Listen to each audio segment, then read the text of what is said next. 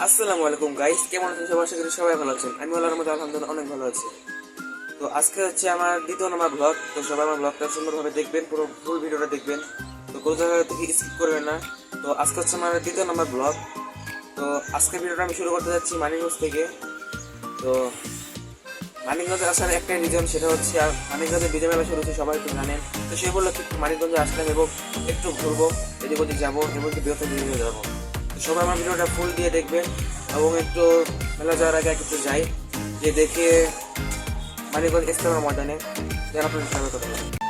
Guys, বাসা থেকে বের হওয়ার পরে এসে বললাম একটু মানিকগঞ্জ ইস্তেমার ময়দানে।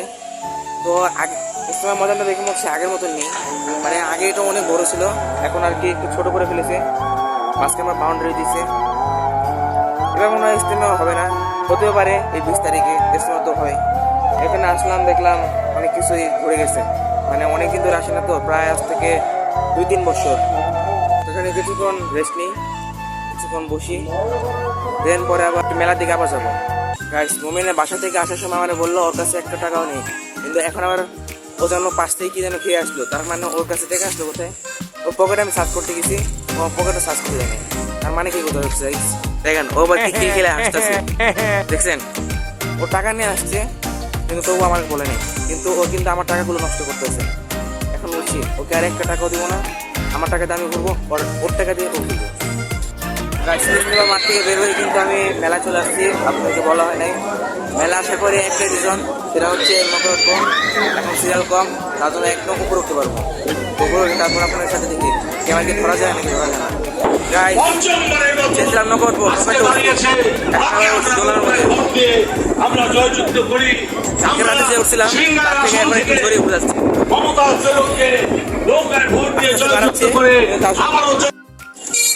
গাইস, আপনাদের সাথে একটা হাস্যকর কথা বলি।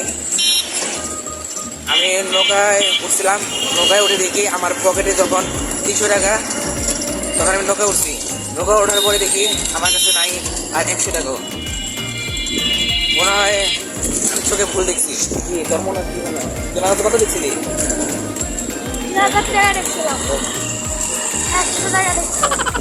গাইস দেখেন, ও দেখছিল 100, তাহলে আমি দেখছি 300, হয়তো আমারই ভুল ছিল। আমি মনে করছি আমার কাছে 300 টাকা আছে, কিন্তু আমি যখন কালিয়াকৈর থেকে আসছি তখন আমি দেখি আমার কাছে 2000 টাকা নিয়ে আসছিলাম। 2000 টাকা একটাদের ভিতরে কিভাবে শেষ হয়ে গেল আমি নিজেও বলতে পারতেছি না। যাক, আল্লাহ যা করে ভালো জন্য করে, আমার 2000 টাকা কিভাবে শেষ হয়ে গেলো, মানে চুরি হয় নাই বা ডাকাতি হয় নাই, মানে এটা খাইছি, ঘুরছি ফিরছি, তার জন্য শেষ হয়ে গেছে। এই যে ওর জন্য আমার 8 টাকা পড়েছে। ও টাকা নিয়ে আসছিল কিন্তু তাও আমাকে বলে নাই, ও শুধু আমার টাকাগুলো নষ্ট করছে। তাহলে কেমনটা লাগে বলেন? তো এখন মেলা থেকে বের হয়ে আবার যাচ্ছি তো বাসা থেকে। তো বাসা থেকে আমি এলাকা থেকে যাবো, তারপর আপনাদের সাথে আবার ক্যামেরা আসবে। তো গাইস, এলাকায় গেছিলাম, এলাকায় তারপরে এখন আবার যাচ্ছি তো বেটা ব্রিজ থেকে। সবাই জানে মানিকগঞ্জে যারা আছে যে মানিকগঞ্জের একটা নাম করা ব্রিজ, সেটার নাম হচ্ছে বেতা ব্রিজ। আমরা এখন বেতা ব্রিজে যাচ্ছি। তো বেতা ব্রিজে কতক্ষণ সময় কাটাবো, তারপর আমরা ট্রেন আবার বাসায় আসবো। বাসায় এসে হয়তো কালে চলে যাবো, আর না হয় আজকে দিনে থাকবো।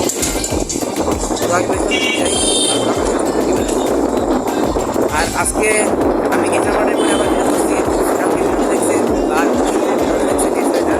আসলে আমি এই শীতের নাই মানিকগঞ্জ আমি আসছি, আমি ছোটে নিয়ে আসি নাই, নিয়ে আসছিলাম। তার জন্য আর কি এটাই করে দিল, খারাপ করে দিলেন না। আসলে আমি জামা নিয়ে আসি নাই, শুধু 2টা গেঞ্জি নিয়ে আসছি। এই শীতের মধ্যে তার গেঞ্জি পরে যাবে না, তার জন্য একটাই করতেছি। এটা আমার গেঞ্জি আছে কোনো, এই শীতে হাফাটা গেঞ্জি। মানিকগঞ্জের প্লেসটা আসলে মানে ঠান্ডা ঠান্ডা আবহাওয়া, প্লাস মানে সব কিছু মানে ভালোই লাগে আমাদের মানিকগঞ্জ।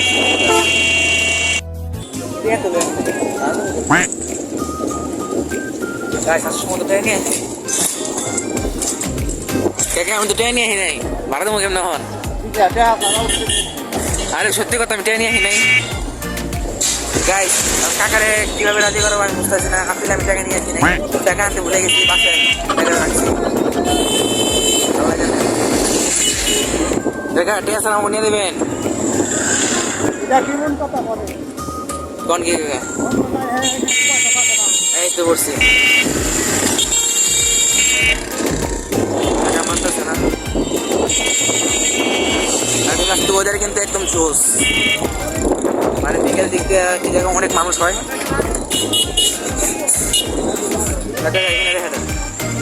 গাইস কাকার সাথে একটু মজা করছি, কাকার মনে করে সিরিয়াসলি আমি টাকা নিয়ে আসি নাই, তাই কাকা? আমরা তো গরিব মানুষ, আমরা তো ভাড়া।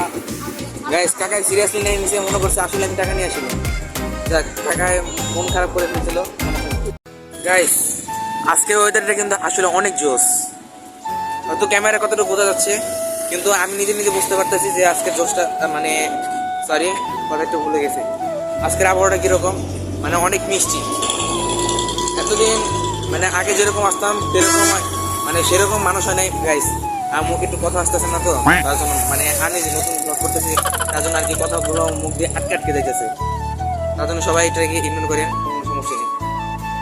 চাচ্ছিলাম একটু নিচে যেতে, নিচে গিয়ে যাবো, আপনারা বলেন যাবো? আচ্ছা ঠিক আছে, তাহলে একটু নিচে যাই, গিয়ে দেখি, মানে আমি এই পার নামবো না, ওই যে ওই পার যাবো, ওইখানে যাবো। তো চলেন যাই।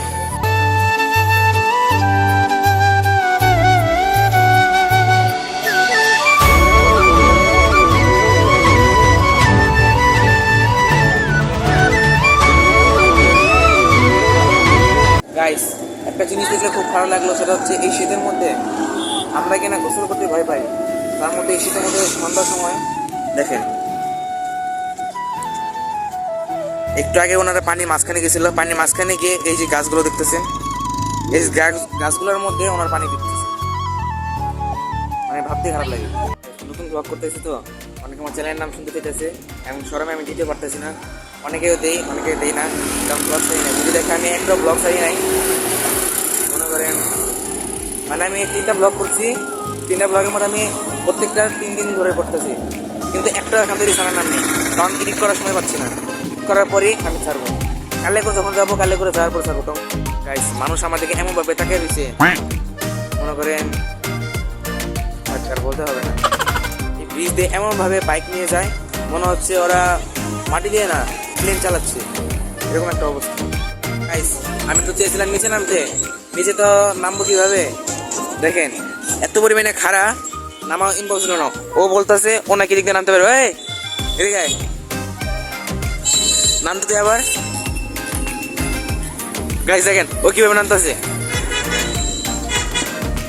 আমার পক্ষে ভাই সম্ভব না, ওদের পক্ষেই সম্ভব, কারণ ওরা গ্রাম অঞ্চলে থাকে, ওরা বুঝে যে দুটো দিক এর থেকে যদি খারাপ হয় তা ওরা নামতে পারবে। দেখেন আমার উঠতেছে, হ্যাঁ ঠিক আছে, ওকে দিয়েই সম্ভব, আমাকে দিয়ে সম্ভব না। অবশ্যই এই গাইস আরেকটা রাস্তা পেয়েছি, এই যে এই রাস্তাটা, এই রাস্তাতে নেমে এখন সোজা ব্রিজের নিচে যাবো।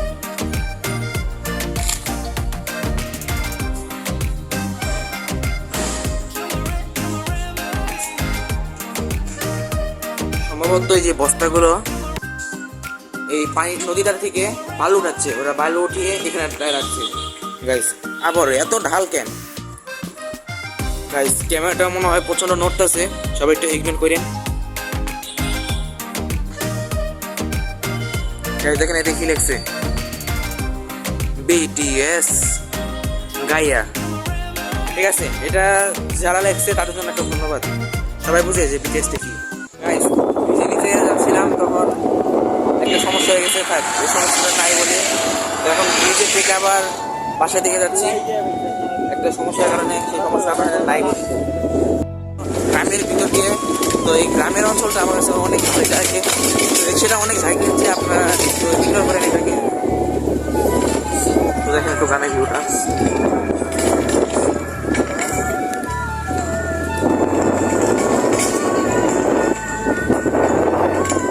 বাসায় গিয়েছিলাম, বাসায় যাওয়ার পরে একটু ফ্রেশ ট্রেশ হয়ে আবার একটু বাইরে বেরিয়েছি। বাইরে আসার রিজন হচ্ছে আমি একটু মার্কেটে যাবো, মানে মানুষ সামনে যাবো মার্কেটে, একটা মানে যাচ্ছি একটা কারণে, সেটা হচ্ছে আমার যে ব্লুটুথ এয়ারপোর্ট, এটার জন্য একটা কাভার কিনতে, মানে পকেটে রাখতে অনেক অসুবিধা হয়, তার জন্য একটা ব্লুটুথ এয়ারপোর্ট কিনবো, মানে এয়ারপোর্ট না আর কি, ব্লুটুথ এয়ারপোর্টের একটা কাভার কিনবো। তো যাই দেখি কীরকম এর কি কাভার আছে নাকি, TWS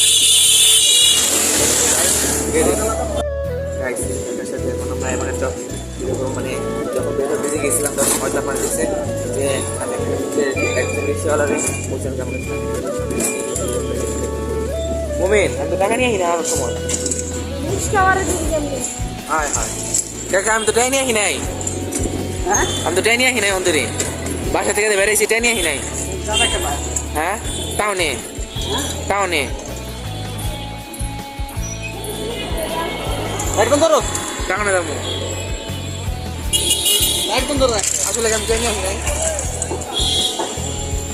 রিক্সার হ্যাঁ রিক্সার সাথে আরে রিক্সা উঠছি পকেট হাতে দিতে নাই দেখছো রিক্সা উঠছি পকেট হাতে দিতে নাই লিখে দেবো হ্যাঁ লিখে দেবো আর কি বদলে কও কন টেয়া তো নিয়ে নাই নাই টেয়া তো নিয়ে নাই কন কি বো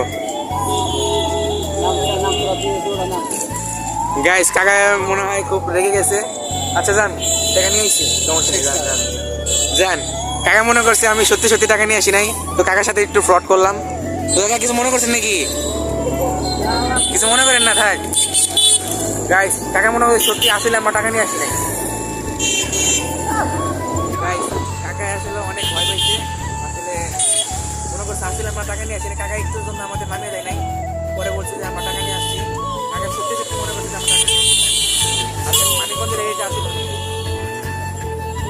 গাইস এইভাবে মানিকগঞ্জের রোডে গাড়ি চালায় মানে বলার বাইরে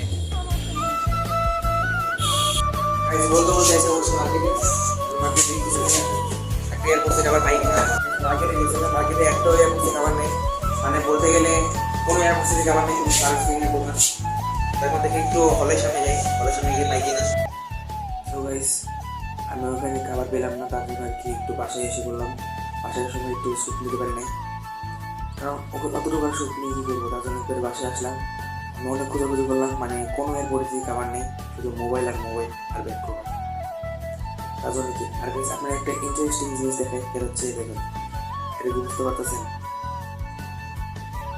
হয়তো ঠিক ধরেছে এটা একটা কলম তো আবার কাগজের কলম এটা বানিয়েছে আমাদের বিজ্ঞানী মোহাম্মদ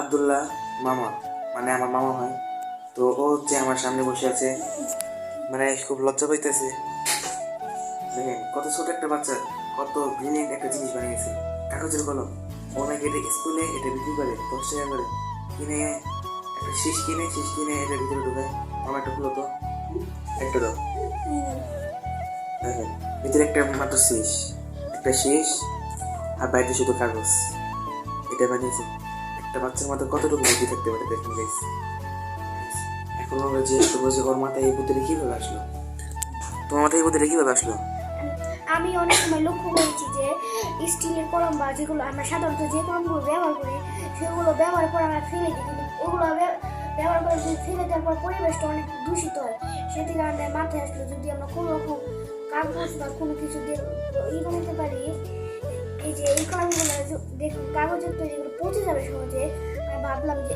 পচে যাওয়া বা কোনো নষ্ট হয়ে যাবে পরিবেশের কী হয়ে যাবে তারপর থেকে আমাদের মাথায় কাগজের কলমের কথা মাথায় আসলো আমরা এই যে দেখো এখানে বিচি দিয়ে মুড়ে দিয়েছি এটার লেখা শেষে এটা বুনে দিলে গাছ হবে কারণ আমরা এটা এভাবে প্রসেসিং করেছি যে এটা ব্যবহার শেষে আমরা কোনোভাবে পরিবেশের জন্য অনুদয় তাই আমরা পরিবেশ বান্ধব এই কাগজের কলমের কথা আমার মাথায় এসেছিল আমার খেলামুনি একটা কবিতা বানাইছে উর্দুজা কবিতা বানাইছে স্কুলে দিয়েছিল সেটা আবার একটা বই বানাইছে মানে সবাইকে মিলিয়ে দেখেন এই কবিতাটা আর ফেস দেখাচ্ছে না ফেস দেখানো নিষেধ তার জন্য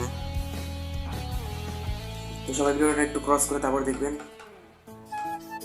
এটা হচ্ছে করোনা ভাইরাস নিয়ে জাতির পিতা বঙ্গবন্ধুকে নিয়ে